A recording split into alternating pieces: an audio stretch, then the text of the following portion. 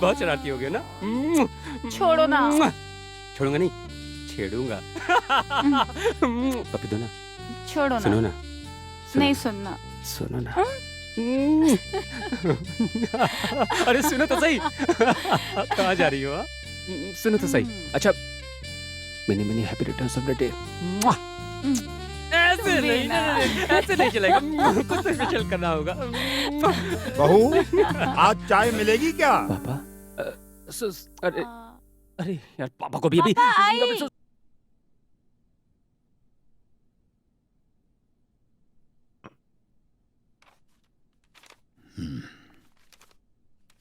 प्रणाम पापा जी। खुश रहो बेटा, शादी की सालगिरह मुबारक हो। जी। खुश रहो, दूधो नहाओ पूतो फलो। हाँ बेटा।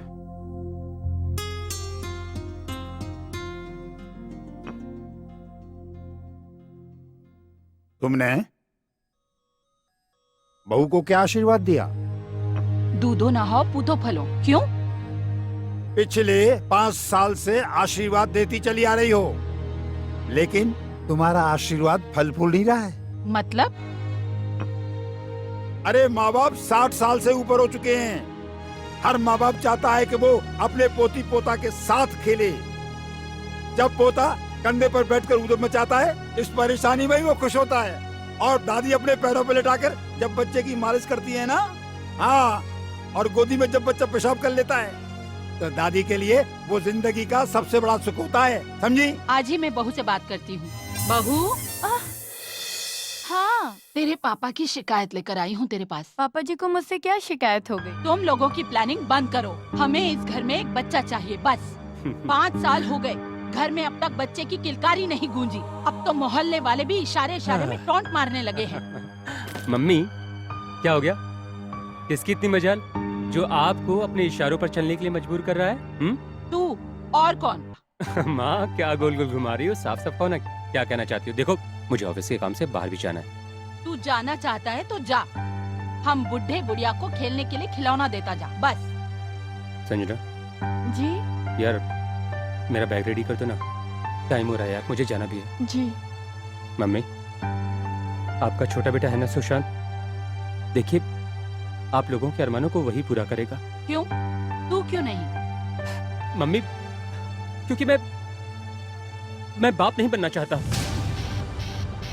तू झूठ बोल रहा है, सच सच बता, क्या बात है? क्या संजना माँ नहीं बन सकती? क्या वो बांझ है? बस करो माँ, बस। माँ, आप सुनना चाहती है ना, तो सुनिए। माँ, सच तो यह है कि कमी संजना में नहीं है, कमी आपके इस बेटे में है, बांझ वो नहीं।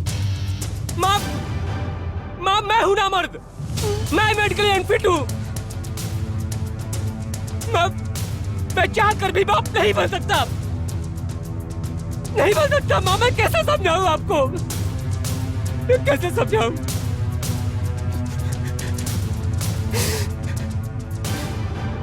मैं कभी माँ नहीं बन पाऊंगी। मैं माँ बनूंगी ना। हाँ संजना, तुम माँ बनोगी, हम दोनों को माँ बाप बनने का सुख मिलेगा। संजना, तुम परेशान मत हो। संजना, आजकल मेडिकल ने बहुत प्रोग्रेस कर ली है, सब कुछ ठीक हो जाएगा। ये औरत बच्चे नहीं पैदा कर सकती, उससे दुनिया वाले सारे हक छीन लेते हैं। मैं जानता हूँ संजना, जानता हूँ कि एक औरत तब तक पूरी नहीं होती जब तक उसके गोद में उसका अपना बच्चा नहीं खेलता। बस एक बार मैं इस टूर से वापस आ जाओ, फिर हम दोनों मिलकर डॉक्टर के पास चलेंगे, सब कुछ ठीक हो जाएगा, सब कुछ ठीक हो जाएगा, सब कुछ ठीक हो जाएगा।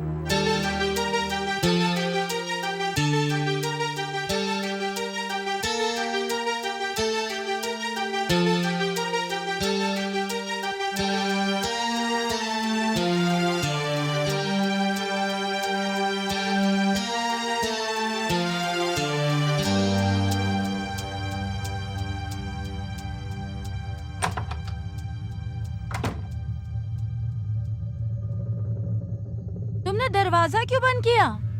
बोलो, जवाब दो। वर की गैर मौजूदगी में जो वर का पूरा सुख दे, उसे ही तो देवर कहते हैं, है ना? और आज मैं देवर की सारी जिम्मेदारी निभाने आया हूं। भैया के माथे पे जो कलंक लगा है ना, उसे मिटाने आया हूं।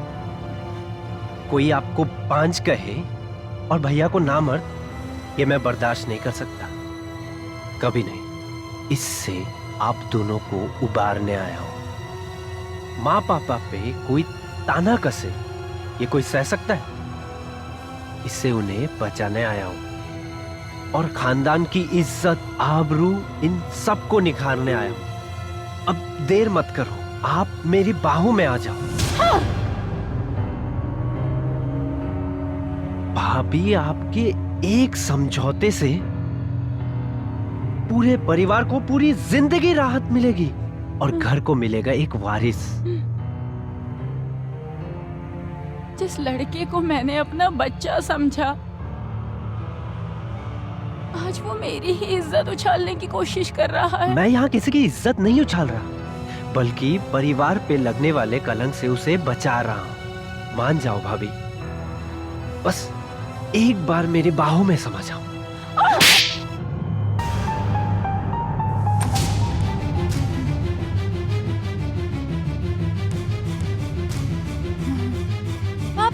पापा, ये सुशांत पागल हो चुका है। भाभी और देवर के रिश्ते को कलंकित करने की कोशिश कर रहा है। खामोश! हमारा बेटा सारी हदों को जानता है और वो जो भी कुछ कर रहा है उससे वो अपने परिवार, अपने खानदान की प्रतिष्ठा और सम्मान को बचाने की कोशिश कर रहा है। घर की बहू को लोग बांझ गए हैं, उस गाली से अपनी भाभी को बचाने की कोशिश कर रहा है और उससे भी ऊपर वो अपने बाप के आदेश का पालन कर रहा है। समझी? ये आप क्या कह रहे हैं? हाँ, ये पापा का ही फैसला था। सुशांत अपनी मर्जी से तुम्हारे पास नहीं गया, पापा ने भेजा था उसे। हमारे खानदान को एक वारिस की जरूरत है, सिर्फ एक वारिस की। वो वारिस जिसकी रगों में हमारे खानदान का खून दौड़ रहा हो, और वो जरूरत तुम पूरा कर सकती हो, सिर्फ तुम। संजना, इसमें बुरा ही क्या है? हम कहाँ किसी से कहने जा रहे हैं? क्या आने वाली औलाद शेखर की नहीं, सुशांत की है? वो है अपने माँ बाप की झूठी इज्जत और शान के लिए इस अबला नारी की इज्जत, आत्मा और रूह को तार तार कर दो। तुम्हारा भाई तो नामर्द निकला। आओ अपनी मर्दानगी की नुमाइश कर लो। लो। हाँ।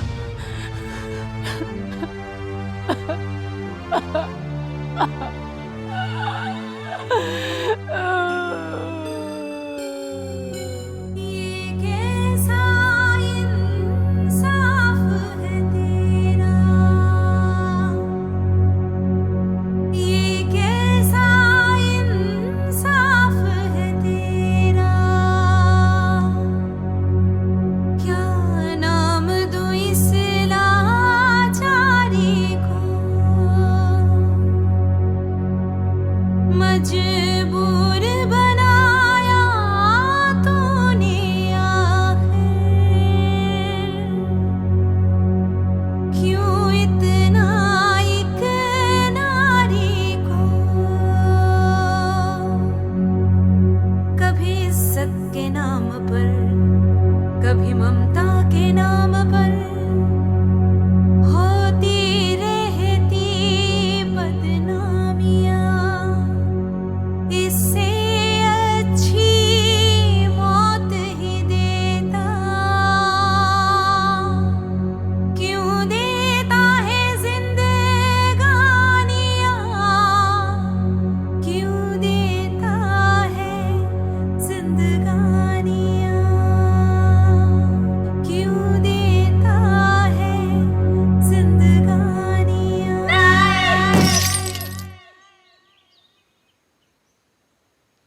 वेलकम लता जी। शुक्रिया। नारी शोषण हमारे समाज के लिए एक विषम परिस्थिति बन गई है, इस पर आप क्या कहना चाहेंगी?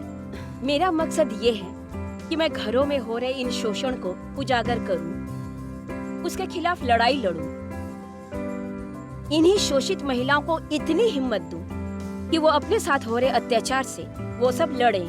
लता जी, इन बीमारियों के ऊपर आपकी कैसी पकड़ है? अब जिसने ठोकर खाई हो तो चोट का एहसास भी उसी को होगा। अब हमारे दत्त साहब को ही देख लीजिए, नरगिस जी को कैंसर हो, तब दत्त साहब को एहसास हुआ कि वो अब कैंसर जैसी बीमारी से किसी और को मरने नहीं देंगे। तब उन्होंने कैंसर के हॉस्पिटल खोले। निश्चित ही हमारा भी कुछ ऐसा ही अनुभव हुआ होगा, जिससे प्रेरित होके हमने ये काम शुरू किया। अपना अनुभव क्या आप दर्शकों को बताना चाहेंगी? जी, क्यों नहीं। उन दिनों मेरी दीदी बहुत बीमार रहती थी। उन्हें हॉस्पिटल में एडमिट किया गया था और देखभाल करने के लिए मुझे उनकी ससुराल जाना पड़ा।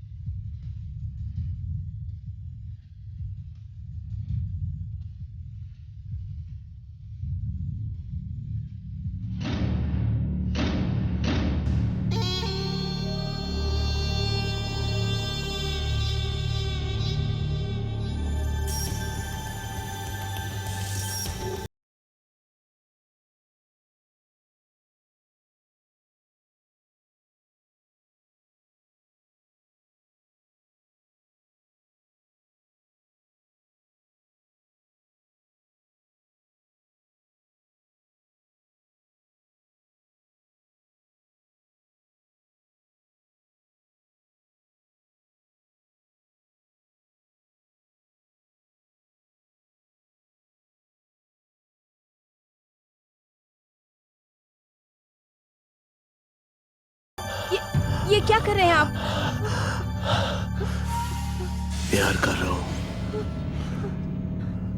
तुम दोनों बहनों को। ऊपर वाले ने बड़ी फुर्सत से बनाया है। जीजा जी मुझे छोड़िए। पागल हो गई हो? साली तो आधी घर वाली होती है। साली बहन भी तो होती है जीजा जी। चुप! एक बात कान खोल के सुन लो, मैं खुश तो तेरी वो बहन खुश। तेरी बहन खुश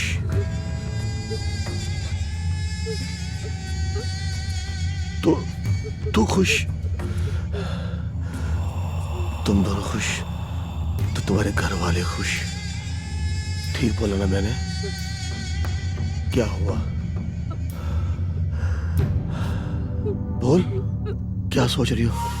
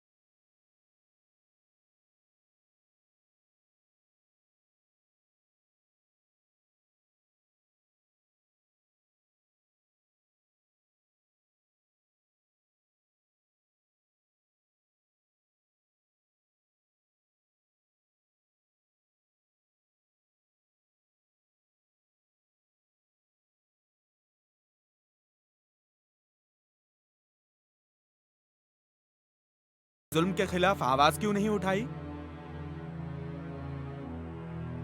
खुदा ने मुझसे वो मौका ही छीन लिया। अगले दिन एक रोड दुर्घटना में उनकी मौत हो गई और मेरे ऊपर हुआ जुर्म एक दर्दनाक हादसे के नीचे दब गया। तो इस घटना ने आपको इतना सक्षम बना दिया कि जो महिलाएं अपनी बातें खुल के बोलने से कतराती थीं, आज वो खुल के सामने आ रही हैं। कुछ आ रही हैं और बहुत को भी आना है। देखिएगा, वो आएंगी जरूर। मेरे इस शो के द्वारा, मिरर द बिटर ट्रूथ, बहुत सारी महिलाएं खुलकर इन नकाब पोशों का नकाब उनके चेहरे से हटाएंगी।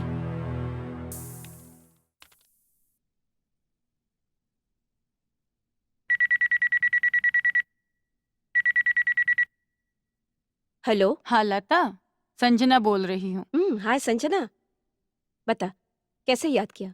मुझे तुझसे मिलकर बात करनी है। यही है मेरी दुख भरी कहानी। मैं तेरी आवाज सुनकर ही समझ गई थी कुछ तो गड़बड़ है। तुझे मेरी आवाज में मेरा दर्द समझ में आ गया और मेरे घर वालों को।